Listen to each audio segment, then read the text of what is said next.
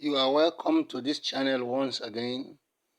Today we'll be talking about how we cracked the code. How did we come to know the phonetic values of the Meroitic symbols? So we'll explain a little bit, a tip of the iceberg just here for you to understand. The question now will be, how did we break this code? How did we come to know about the other phonetic value of the Meroitic symbols? How was it done? I will explain this to you. It was not a product of speculation or imagination. We have the correct phonetic values for each symbol, and means we have all the phonetic values for each symbol. Let me show you an example of how it was done. Now, first and foremost, try to understand that we did not give the names of the Kushite kings. The names of the Kushite kings tend to tell us or explain to us our relationship with the Kushites. As Ogbia people, what is our relationship with the Kushites?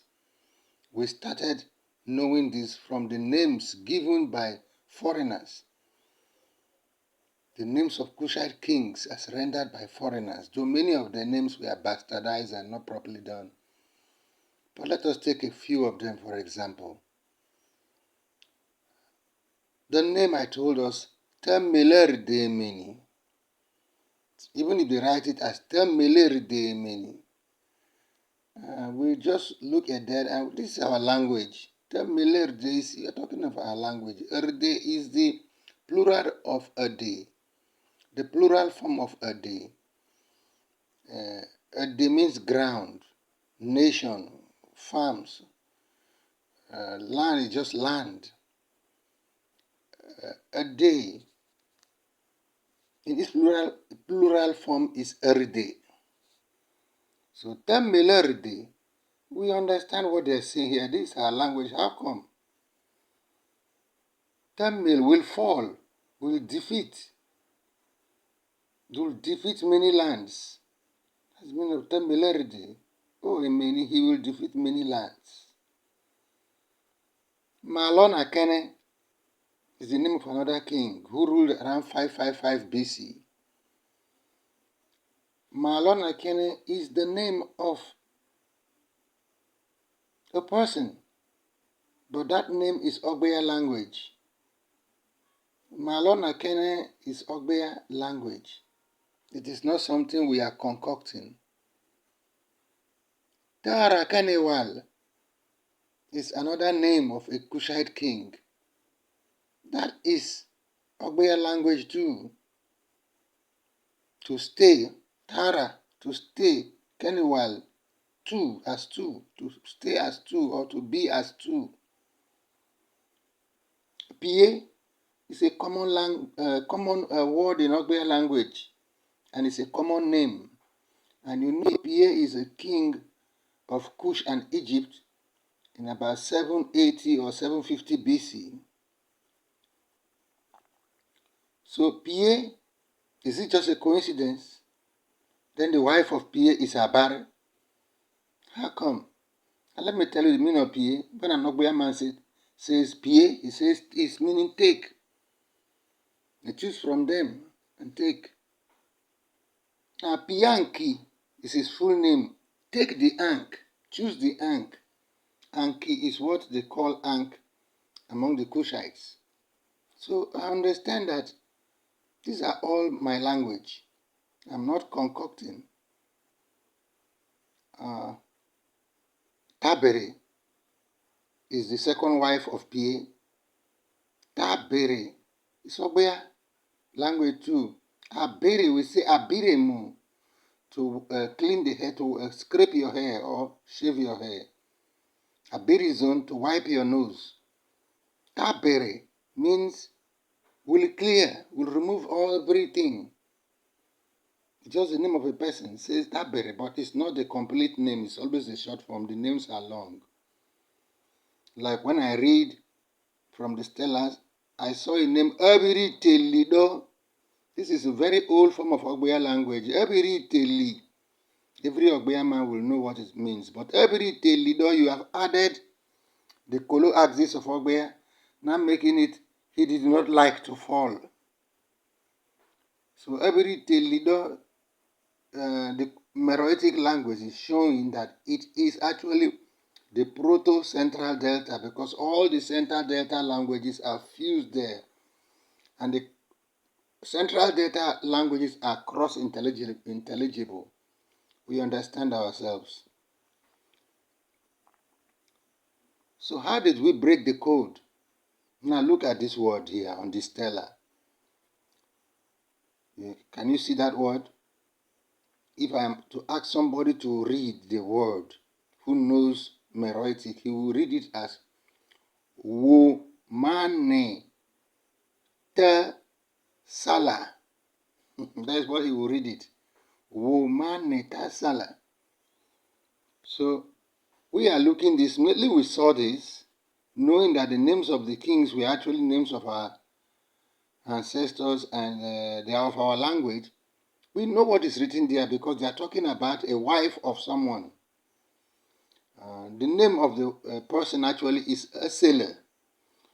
And that is if I am to read it. So we now saw that Evomane, not Womane, because this is a word we have been using and it's still there in our language until now. So what is written there is Evomane, the sailor.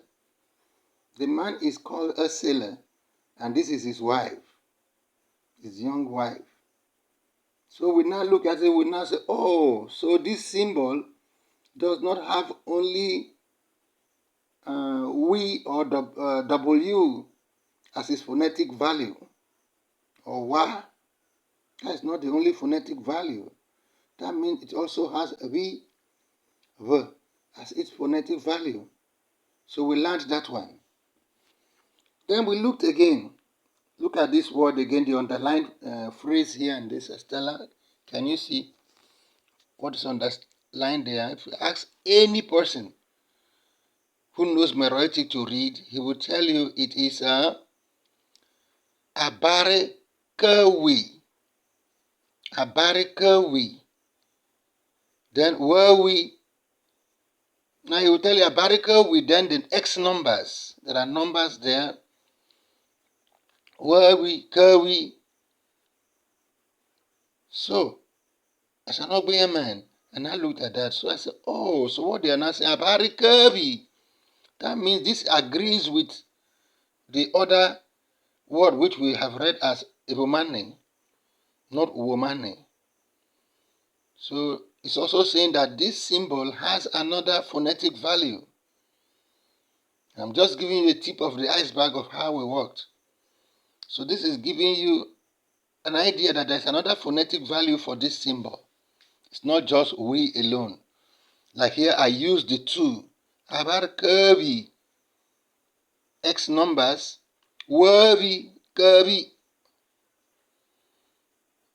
So Worby, I am not giving you, that is the, it agrees with Francis Lewin Griffith that that number, that symbol has the phonetic value of we, wa, w, but the only phonetic value, not the only phonetic value. So can you see how it goes? And that is how we walk through all of them, finding out all other phonetic values in the language of the stellar, and we arrived at the correct phonetic values. And it means that whoever has been trying to read the Meroitic scripts or texts, the Meroitic stellars, using the incomplete decipherment, where only a few phonetic values are known, is completely wrong. Everything about that is wrong. So we got so many of the majority of the symbols, the phonetic value of majority of them. So we have now seen that even what is said to be letter E actually stands for letter A and E. It could be A and it could be E. This makes it difficult, extremely difficult for people who don't know the language. Imagine you don't understand the language. A and E have the same, are sharing the same symbol. You don't know how to, where it is A and where it is E because you don't know what is written there. But I can understand. I can because I understand it and it's my language. Whatever they are writing there is my language. So that is how we got there. I'm just giving you a tip of the iceberg. That is how we got to know the phonetic values. It's not a product of speculation. So when I read, I'll be reading differently from what you have been reading.